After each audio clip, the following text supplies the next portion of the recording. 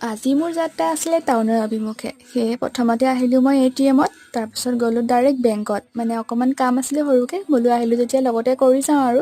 তাৰপিছত খালোঁ মই ফুচকা। মোৰ যিমান কাম থাকিলেও ফুচকাক মই এৰিব নোৱাৰোঁ। আৰু তাৰপিছতে আহিলোঁ মই বিশাললৈ, অলপ বজাৰ আছিলে বিশালত। বোলো গৈ কৰি আহোঁগৈ। আমাৰ বেলেগ কাম কৰি শেষ কৰি আহোঁ মানে বিশাল অহা অকণমান দেৰিয়ে হৈ গ'ল। আৰু বিশাল আহোঁ বুলি ক'লে অলপ সময় হাতত লৈ আহিব লাগে। সেয়েহে আৰু আমি যিকেইটা বস্তু আনিবলৈ গৈছিলোঁ সেইকেইটাকে আনি আৰু ঘৰলৈ বহিলোঁ। বিশেষকৈতো মেগী কাঢ়িব নোৱাৰি, মেগীটো লৈছোঁ প্ৰথমতে। আৰু তাৰপিছতে কেইটামান ঘৰৰো বজাৰ আছিলে, সেইকেইটা কৰাৰ পিছতে মই ল'লোঁ বিস্কুটকো এৰিব নোৱাৰি গাইজ। আৰু তেনেকৈ বজাৰ কৰাৰ পিছতে আহিলোঁ কাউণ্টাৰত ৰ'বলৈ, কিন্তু ইমান মানুহ আছিলে বহুত সময় তাতেই হৈ গ'ল ৰখি থাকোঁতে। আৰু আমাৰ বুলি যে কৈছোঁ, মোৰ লগত লগৰ এজনী গৈছিল মানে, তাইক দেখিছে চাগে মোৰ আগৰ মিনি ব্লগত। আজিও মই ভইচ এবাৰ পাপা গুৰু ঘৰত সোমাই থাকোঁতে দিলোঁ, সেইটো কাৰণে আপোনালোকে তালৰ মাত শুনিবলৈ পালে। ভিডিঅ'টো আজিলৈ